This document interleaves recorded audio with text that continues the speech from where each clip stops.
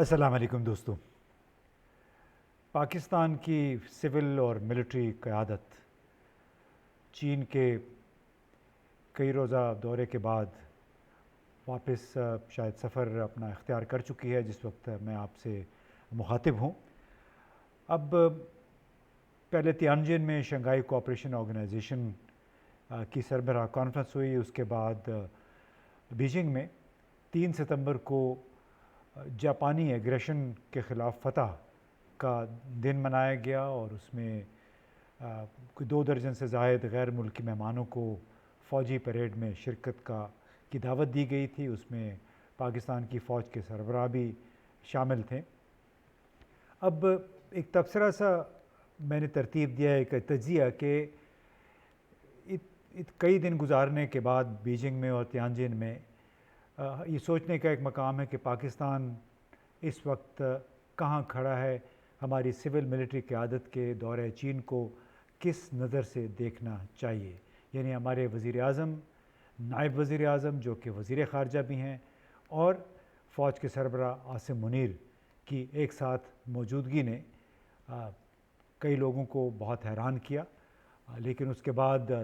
تینوں رہنماؤں کی چینی صدر شی جن پنگ کے ساتھ ایک گروپ فوٹو بھی سامنے آئی، اور اس میں خاص طور پہ بھارتی میڈیا میں بڑی ایک ہلچل مچ گئی۔ انہوں نے کہا کہ معلوم نہیں کیا ہو گیا ہے کہ پاکستان کی فوج کے سربراہ، وزیر اعظم اور وزیر خارجہ، نائب وزیر اعظم، یہ کس طرح ان کو ایک تصویر کا موقع مل گیا ہے صدر شی جن پنگ کے ساتھ۔ اب یہ جائزہ لینا بڑا ضروری ہے کہ آج پاکستان کو بیرون دنیا کس نظر سے دیکھتی ہے، اور کیا واقعی کسی فوری اقدامات کی سوچ کی فکر کرنے کی کوئی ضرورت ہے۔ یہ جو گروپ تصویر تھی، شی جن پنگ، وزیر اعظم شہباز شریف، جنرل عاصم منیر اور اسحاق ڈار، یہ ایسے لگ رہا تھا کہ چین نے ایک توازن پیدا کرنے کی کوشش کی۔ یعنی 18 جون کو ڈونلڈ ٹرمپ نے جنرل عاصم منیر کو ایک لنچ پہ دعوت دی واشنگٹن میں، وائٹ ہاؤس میں، اور اس میں البتہ تصویر جاری نہیں کی گئی، لیکن بیجنگ میں یہ جو چاروں رہنماؤں کی ملاقات ہوئی، اس کے بعد تصویر یہ ضرور جاری ہوئی ہے۔ یعنی صدر شی جن پنگ نے ایک قدم بڑھا کے پاکستان کے وفد کی ایک لحاظ سے پذیرائی کی۔ اب یہ تو دیکھنے میں ایسا ہی معلوم ہوتا ہے کہ پاکستان، امریکہ اور چین کی جو باہمی ان کی رقابت ہے، اس میں ایک لحاظ سے سینڈوچ ہو کے رہ گیا ہے۔ اب کیا یہ جو گروپ فوٹو ہے یہ واشنگٹن کے لیے پیغام تھا، یا پھر بڑی فیاضی کا مظاہرہ تھا پاکستان کے لیے، جس کو کہتے ہیں کہ یہ آئرن کلیڈ، یعنی ایک ہمارا آہنی بھائی ہے۔ اب دوسری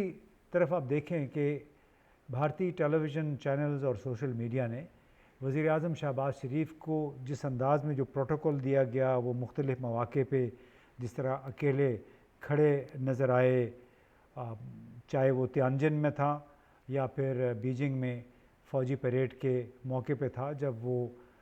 تمام لوگ سٹیج کی طرف جا رہے تھے پریڈ دیکھنے کے لیے، تو وہاں بھی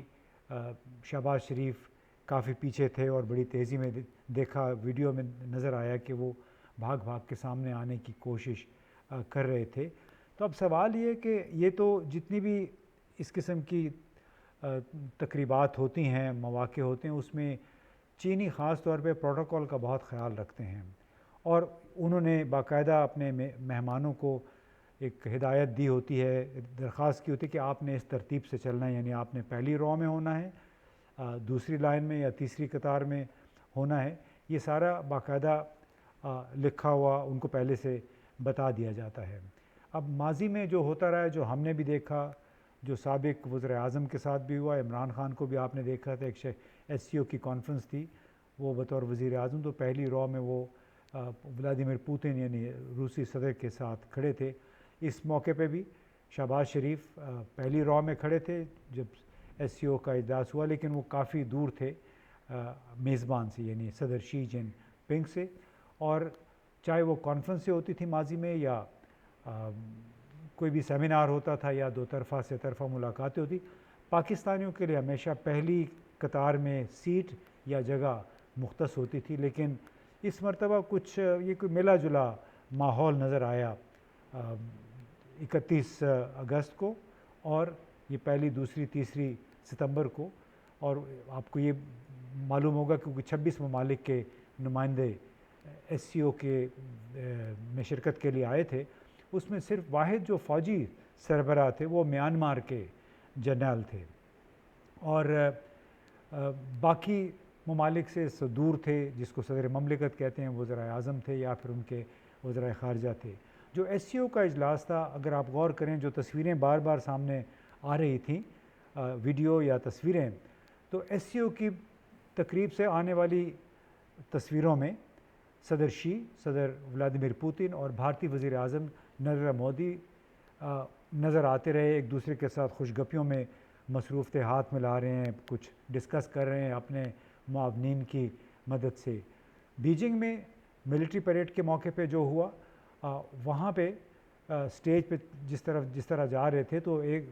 شی جن پنگ کے دائیں طرف ولادیمیر پوتن تھے، روس کے صدر، اور بائیں طرف کم جونگ اون یعنی شمالی کوریا کے جو سپریم لیڈر ہیں وہ تھے، پھر ان کے ساتھ دوسرے ملکوں کے رہنما تھے تصویر میں، اور ہمارے رہنما اس میں ذرا دور تھے، یعنی ہمارے وزیر اعظم بعد میں نظر آئے آخری موقع پہ۔ اب اس کے ساتھ ساتھ ایک بات یہی تھی کہ ہمارے فوج کے سربراہ بھی اس میٹنگ میں شامل تھے، لیکن وہ بطور وفد کے ایک حصے کے طور پہ گئے تھے، جبکہ واحد جو فوجی رہنما تھے وہ میانمار کے فوجی جرنیل تھے، جن کو باقاعدہ پھر دعوت دی گئی تھی پریڈ میں شرکت کے لیے، جو وکٹری ڈے پریڈ تھی۔ اب ایک اور نقطہ جو دو طرفہ بات چیت سے، ملاقاتوں سے سامنے آیا، وہ یہ کہ صدر شی جن پنگ نے وزیر اعظم شہباز شریف کے ساتھ ملاقات میں چین پاکستان اسٹریٹجک شراکت داری کو مضبوط بنانے کی اہمیت پر زور دیا، خاص طور پر اقتصادی تعاون، مشترکہ سیکیورٹی خدشات اور علاقائی استحکام کے حوالے سے بات چیت کی، اور انہوں نے پاکستان کے ساتھ اپ گریڈڈ سی پیک یعنی اکنامک کوریڈور ویژن کو فروغ دینے اور آزاد تجارتی معاہدے کو بھی وسعت دینے پر آمادگی ظاہر کی۔ اب ایک طرف تو چین تیز رفتار، اعلیٰ معیار کی ترقی اور تعاون کے لیے تیار ہے، اس کا اعادہ شی جن پنگ نے کیا، لیکن سوال یہ کہ کیا پاکستان بھی اس کام کے لیے تیار ہے؟ یہی سب سے بڑا سوال ہے، ایک معمہ ہے، اور آنے والے دنوں میں ہم اپنے کچھ ایکسپرٹس کے ساتھ بات چیت کے ذریعے یہ معمہ، یہ پہیلی سلجھانے کی کوشش کریں گے۔ اپنی ملاقات میں شی جن پنگ نے وزیر اعظم سے ایک بار پھر وہی مطالبہ کیا حسب معمول کے ملک میں موجود، یعنی پاکستان میں موجود چینی شہریوں اور اس سے جڑے ہوئے جتنے بھی منصوبے ہیں سی پیک سے جڑے ہوئے، اس کے کارکنوں کی سیکیورٹی کو بہتر بنائیں، اور ایک وزارت خارجہ کی طرف سے جو جاری بیان تھا شی جن پنگ کی اور وزیر اعظم شہباز شریف کی ملاقات کے حوالے سے، اس میں کہا گیا کہ چین کو امید ہے کہ پاکستان ٹھوس اور مؤثر اقدامات کرے گا تاکہ چینی عملے، منصوبوں اور اداروں کی سیکیورٹی کو یقینی بنایا جا سکے، تاکہ دو طرفہ تعاون کے لیے ایک محفوظ ماحول میسر آ سکے۔ اب تنقید نگاروں کا، تجزیہ نگاروں کا کہنا ہے کہ صدر شی کا براہ راست یہ مطالبہ چین کی مایوسی کو بھی ظاہر کرتا ہے کہ پاکستان ان خطرات سے بظاہر نمٹنے میں ناکام رہا ہے، جو کہ واقعی ایک سنگین سیکیورٹی مسئلہ ہے، ایک چیلنج ہے، لیکن کیا چین کی یہ مایوسی موجودہ سیکیورٹی انتظامات سے ہے، یا وہ دہشت گردی کی پراکسی نیچر کو بھی مد نظر رکھے ہوئے ہیں؟ وہ پراکسی دہشت گرد گروہ، چاہے وہ بلوچ ہیں، چاہے پشتون ہیں، جو کہ پاکستانی اور چینی مفادات کو براہ راست نشانہ بنا رہے ہیں۔ کیا چین کو معلوم ہے کہ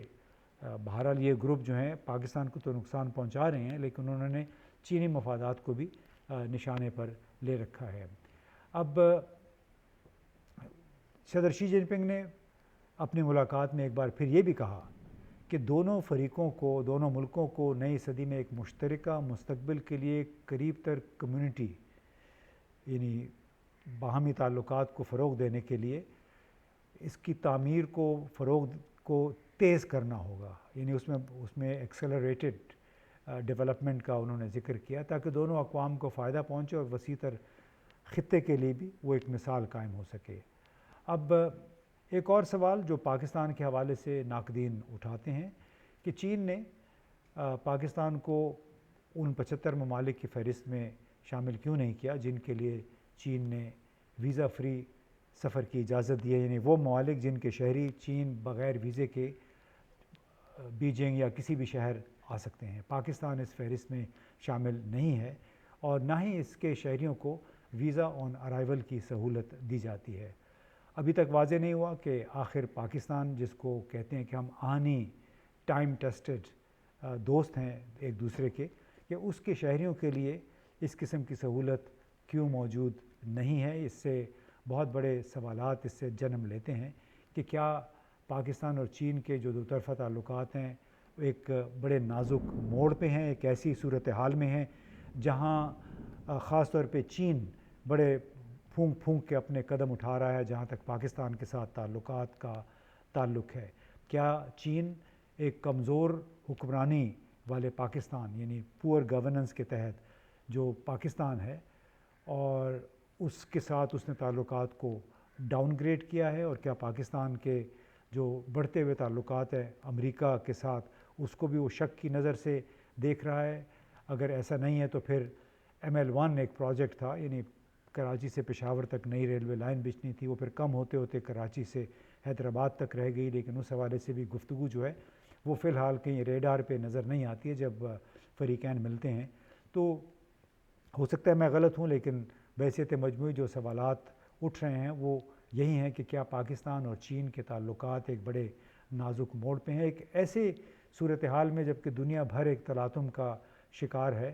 اور اس میں توقعات چین کی پاکستان سے بہت ہیں، شاید کچھ توقعات پوری نہیں ہو رہی ہیں، چاہے وہ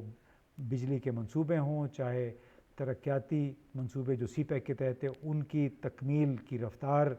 ہو، یا پھر سیکیورٹی معاملات ہوں۔ اس سلسلے میں آپ کے ساتھ بات چیت کا سلسلہ انشاءاللہ جاری رہے گا، اور مزید ہم دوسرے دوستوں کو بھی بلا کے آپ کے ساتھ آپ کو واضح کرنے کی کوشش کریں گے کہ آخر وہ کیا مسائل ہیں، جو اگر ہیں مسائل جو کہ اس وقت چین پاکستان کے تعلقات کو نئی جہت تک لے جانے، نئی منزلوں تک پہنچانے کی راہ میں رکاوٹ بنے ہوئے ہیں۔ بہت بہت شکریہ۔